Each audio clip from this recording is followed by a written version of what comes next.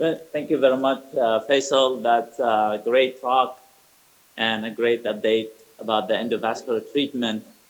Um, we'll move gears a little bit. Endovascular therapy, not always an option, and some patients and some lesions are challenging and still need surgical approach for revascularization, which what I will be talking about.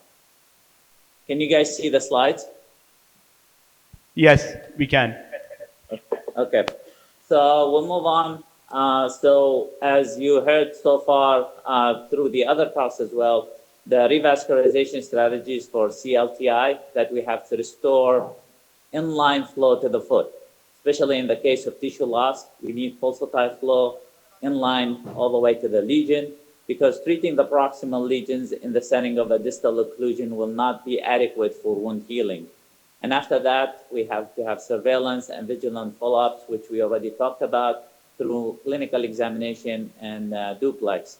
And we should always have a low threshold for re-intervention, including conversion to open surgery or endo failure.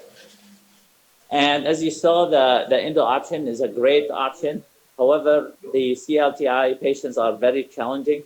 And one of the challenges that the endovascular treatment faces, the disease in the CLTI patient is usually multi-level and long. They have long segment with chronic total occlusions that sometimes difficult to treat.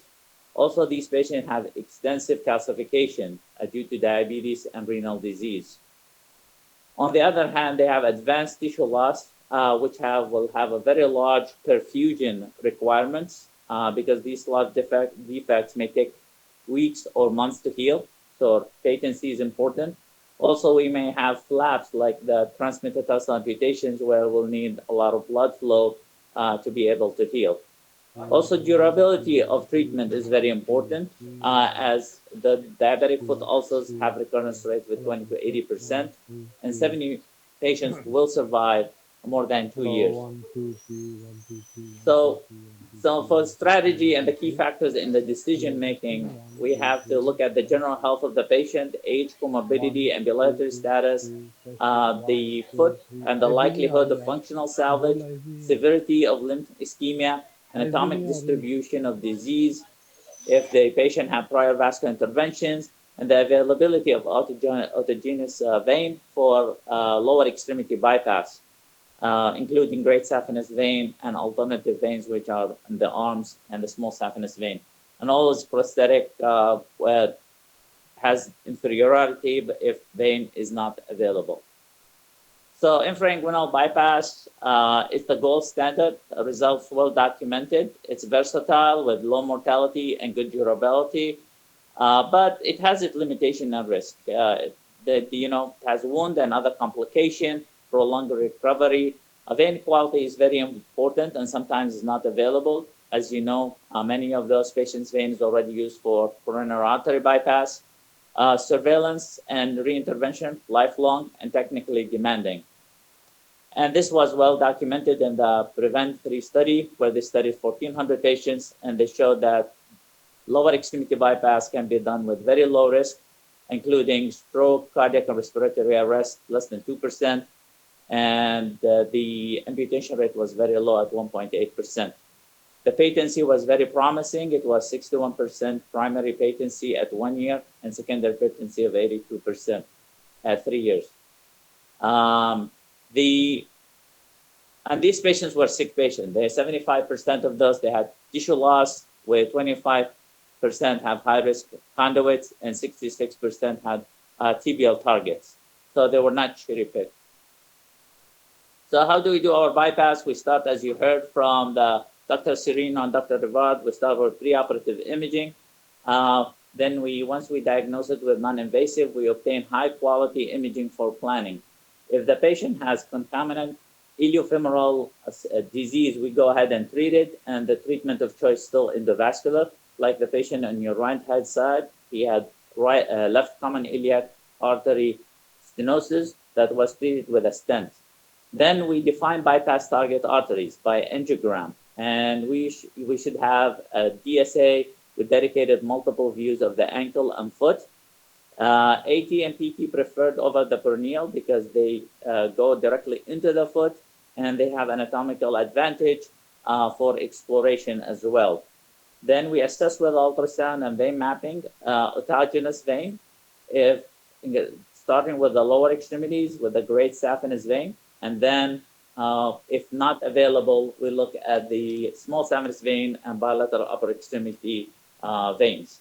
What we're looking for soft, compressible, and at least 3 millimeter diameter veins. So this is the conduits. We talked about the vein conduit. If we don't have vein, we use prosthetic. Heparin-bound PTFE and Dacrons are the most commonly used. And if biological ones are preserved for the infected fields because they're expensive and they have low patency. Bypass technique, we start by proximal exposure, which is the most common site is the common femoral artery. Sometimes the disease includes the common femoral artery and the patient requires common femoral endarterectomy. Like you see in this case, the patient has disease in the common femoral artery causing significant stenosis and complete occlusion of the bifurcation of the superficial femoral artery and the profunda. We endarterectomized it and patched it with double patch. Then we can carry on with our bypass. Then we explore the, of course, these are not done in this exact order, so we do both explorations. We do the distal exposure, the one that was identified on angiogram. We harvest the conduit, which we already know that it's good quality based on our preoperative planning. Then we tunnel, and the tunneling can be anatomical or subcutaneous. And then we configure the conduit, especially with the vein, whether it can be used reversed or in situ, which will need venolysis. Here you see the distal anastomosis. We perform it in running fashion, and this is actually a dorsalis pedis anastomosis performed by saphenous vein bypass. When we finish with intraoperative completion studies. Those can be done with Doppler. We listen to signals with and without compressing the vein bypass or the bypass. And the most modality to test that is completion angiogram, which you see on your left, on your right-hand side. This is the vein where it feeds a very small posterior tibial artery, which usually dilates afterward after it's revascularized. And the best time to pick up a technical error is the first operation. What we're looking for dissection, clamp injury, conduit kinking or bleeding, or missed valves or thrombosis of the bypass or the target artery. Post-operative management, we have to keep close monitoring for the patient cardiovascular status, including angina, arrhythmia, CHF exacerbation, hypertension.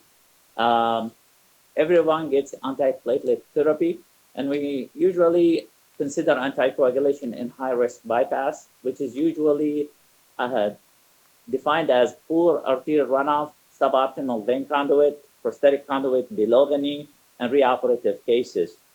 Wound care, we have to keep close eye on all incisions, and remember these incisions are in ischemic leg.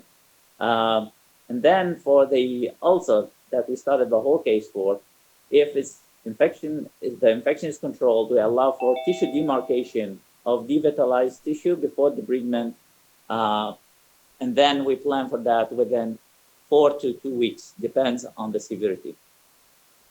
4 days to 2 weeks, sorry. Post-operative management surveillance is very important to keep that pulsatile flow going until we heal the ulcer and hopefully to prevent recurrence as well. We perform physical examination, our arterial duplex, every 3 months for 1 year, then 6 months for additional 2 years, and annually after, lifelong. We're looking for intimal hyperplasia, especially at the proximal and distal anastomosis, progression of the proximal distal disease or lesions within the graft itself. And the threading graft with the findings of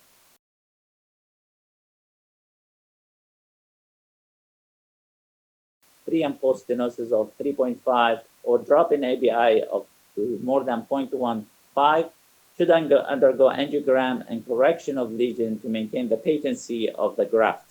Because, as mentioned earlier, sustained hemodynamic improvement is the most direct measurement of effective revascularization therapy, not just the first result. So in conclusion, bypass, they're technically demanding, but they're very satisfying as well. And I'll leave you with this quote by Vince Lombardi: "The harder you work, the harder it is to surrender." And thank you very much for your attention. Thank you, Hassan. So That was a wonderful talk. Really appreciate your input. And if you want to go ahead and introduce our next speaker. yes, so we'll continue with our limb salvage team, the indispensable part, Dr. Gulnar. Dr. Gulnar is a very well experienced and passionate podiatrist. She will tell us the role of podiatry in limb salvage.